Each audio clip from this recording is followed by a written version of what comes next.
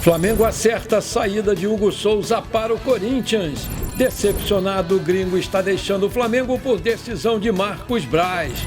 Pedro reage à votação de Bandeira em sua homenagem. Flamengo reabre conversas com o atacante desejado por Abel no Palmeiras. O Milan também está no páreo. Essas e outras você confere agora. Fica comigo até o final, porque aqui tem muito mais Flamengo para você.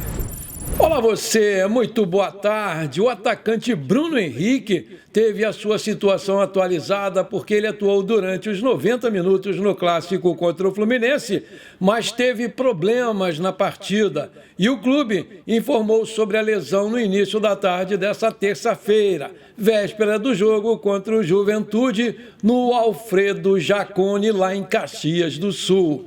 O Bruno Henrique, ele sofreu um trauma no pé esquerdo, mas não houve fratura. Portanto, a situação poderia ter sido bem pior. Mesmo assim, o jogador se torna um problema e dificilmente vai estar disponível para a partida contra o Juventude amanhã à noite. Aspas, o Clube de Regatas do Flamengo informa que o jogador Bruno Henrique sofreu um trauma no pé esquerdo e realizou exames que não constataram fratura. O atacante está em tratamento no CT Ninho do Urubu, fecha aspas, informou o clube. A gravidade do problema não foi informada e nem mesmo o tempo de recuperação do jogador, já que o Flamengo não trabalha dessa forma e não costuma dar data de retorno para os seus jogadores.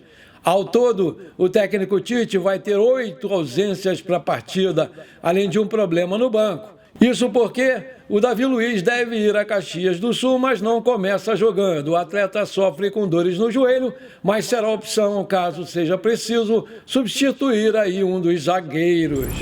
O Flamengo entrou em acordo com o Corinthians para a transferência do goleiro Hugo Souza. Aos 25 anos, ele não estava nos planos do Flamengo após fim de empréstimo ao Chaves de Portugal e vai defender as cores do time paulista. O Neneca vai chegar ao Corinthians por empréstimo com opção de compra fixada em contrato. Não há informações sobre os valores exatos da cláusula. O contrato será até o final da temporada e, além disso, o time paulista vai pagar o salário integral do jogador. A diretoria do Corinthians teve cautela na procura por Hugo e buscou outros nomes. O principal alvo era o Santos, também ex-Flamengo, mas não houve acordo com Fortaleza. Assim, o nome do garoto do Ninho voltou à pauta e o negócio foi resolvido rapidamente. Como não utilizaria o jogador, o Flamengo estava disposto a negociá-lo por empréstimo ou até mesmo vendê-lo. Ele chega ao clube paulista para substituir o polêmico Carlos Miguel, que está de saída para o Nottingham Forest da Inglaterra. No entanto, o Hugo Neneca precisa retornar aos treinamentos após período de férias e só vai poder estrear a partir do dia 10 de julho, quando abre a janela de transferências nacional. O goleiro é o segundo jogador que o Flamengo negocia com o Corinthians nessa temporada. Antes foi o lateral direito Mateuzinho que trocou o Flamengo pelo Paulista em negócio de 4 milhões de euros, 21,3 milhões de reais. Eu aqui desejo para você, Hugo, toda a sorte do mundo. Bola para frente, garoto. Nos últimos dias, o Flamengo formalizou a sua primeira oferta oficial e o nome que mais interessa nesse momento é o do meio-campista Marcos Antônio, de 24 anos, que pertence à Lazio da Itália. A diretoria do Flamengo está se movimentando para tentar acertar com o meia, que na última temporada defendeu por empréstimo o PAOK da Grécia, onde somou 3 gols em 17 jogos. Segundo informações do portal Somos Fanáticos, o Flamengo oficializou uma proposta pelo Marcos Antônio de um empréstimo com opção de compra ao término do seu vínculo. No entanto, esse modelo não agradou a Lazio da Itália, que enviou uma contraproposta, a qual vai ser debatida internamente na Gávea. Conforme a coluna do Fla, a informação da imprensa europeia é de que os italianos querem 6 milhões de euros, 30 milhões de reais pelo meia. O Flamengo adota uma postura tranquila e não tem pressa para avançar, entendendo que a Lazio não vai contar com o Marcos Antônio para a próxima temporada. Um ponto que deixa os dirigentes confiantes é que o jogador gostou muito da possibilidade de vestir um manto sagrado.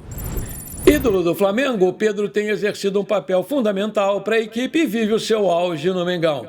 Artilheiro do clube do país, o camisa 9 vai ser homenageado pela torcida com um bandeirão e a atitude da nação chamou a atenção do artilheiro. Através das redes sociais, torcedores do Flamengo fizeram uma vaquinha para arrecadar dinheiro e elaborar um bandeirão para o Pedro. Algumas artes foram divulgadas para que os rubro-negros participassem da votação e escolhessem a melhor opção para fazer o bandeirão. Organizadora da ação, Yane convocou a votação dos rubro-negros para a escolha do bandeirão. A jovem publicou no X, antigo Twitter, a seguinte mensagem, aspas, chegou o grande momento, a bandeira do P9 vai para a arquibancada e conforme pedidos gerais, vocês vão escolher a arte que vai ser tremulada pela nossa torcida. Queria ser amiga do Pedro para mandar no zap dele e saber a preferência do querido, escreveu lá a Yane. Pedro, então, viu a mobilização da torcida rubro-negra e respondeu ao pedido. A minha maior vitória, o meu maior orgulho é ser um de vocês. O que vocês escolherem, serei eternamente grato, feliz e realizado pelo Flamengo sempre. Publicou o Camisa 9 em suas redes sociais. 2 desenhos de bandeiras estão em votação. Um deles é apenas o rosto do atacante, que é tradicional nos bandeirões de ídolos. E outro é o Pedro fazendo a reverência, a sua comemoração de gols mais marcante. As artes dividem opiniões, visto que alguns torcedores defendem a imagem apenas do rosto do jogador para manter a tradição, enquanto outros apontam a reverência como a melhor forma de homenagear o jogador. A tradição leva em conta as bandeiras dos outros ídolos do clube, Zico, Adriano Imperador e Gabigol. São os jogadores que têm bandeirões e todos eles são padronizados apenas com o rosto dos homenageados. O Pedro vive a melhor e a mais artilheira fase pelo Flamengo. Em 2024, já são 30 jogos disputados com 22 gols marcados e 6 assistências. Os números, inclusive, são extremamente próximos ao de 2023, quando o atacante registrou a sua melhor marca, com 35 gols em 61 partidas.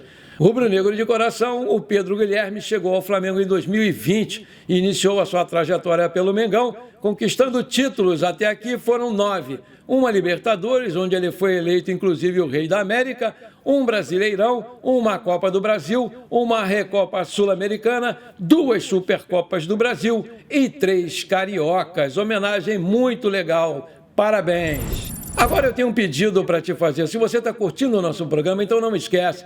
Manda brasa agora no like para fortalecer o nosso canal. Se você ainda não é inscrito, bora lá, me dá essa honra. Aperta o botão inscrever-se, aperta o sininho ali e pronto, simples assim. Você me ajudou demais. E se você quiser me ajudar mais um pouquinho, compartilhe esse vídeo com 3 amigos ou parentes flamenguistas para a gente crescer o canal. Eu conto muito com você. Bora lá, muito obrigado. De acordo com informações apuradas pelo jornalista Jorge Nicola, um atacante está na mira do mercado da bola para a próxima janela de transferências. O grande problema é a grande concorrência dentro do elenco do Mengão. Trata-se do atacante TT, de 24 anos, do Galatasaray da Turquia. Além do Flamengo, Corinthians, Palmeiras e São Paulo também teriam conversado com o jogador.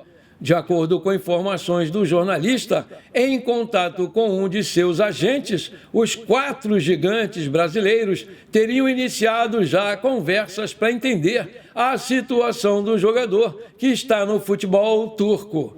Para todos, existe um grande problema para aquele que deseje fechar com o TT, porque o Milan, da Itália, também poderia pintar como um grande possível destino do jogador.